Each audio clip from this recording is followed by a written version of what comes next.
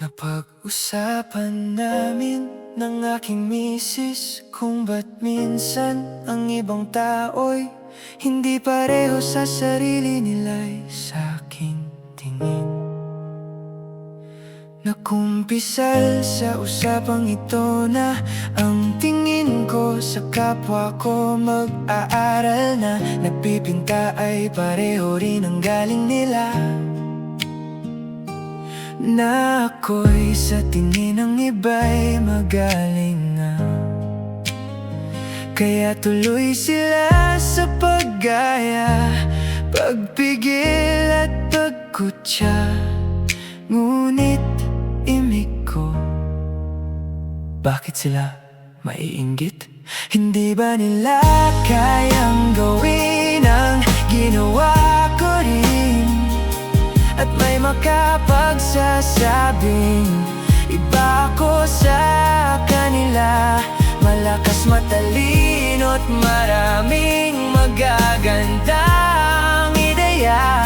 Ngunit sabi ko naman, tao lang ako, may ganito rin kayo gaya ko.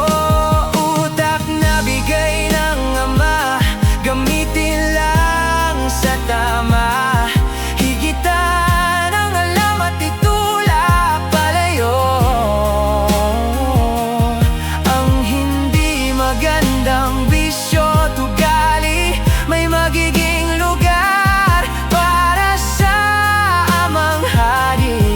Doon siya mananatili,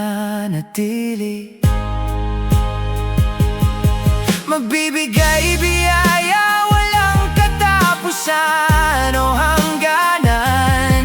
Hinding-hindi matatalo ng kahit anong pang-aapi.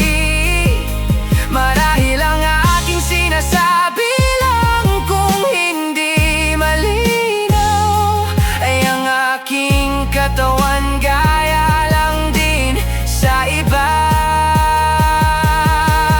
Isip, puso't mata, dalawang kamay, dalawang paa, pareho lang kung anong meron ka.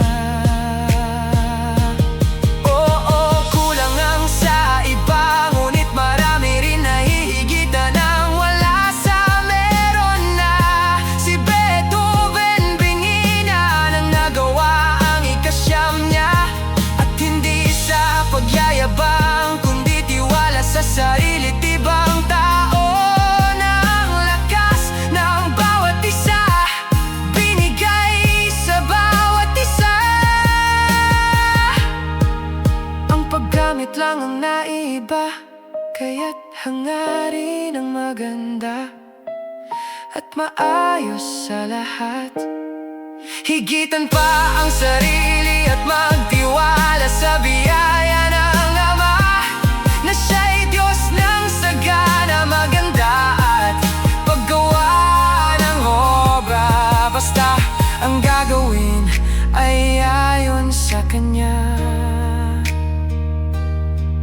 Hindi maliligaw, sarili mahihigitan.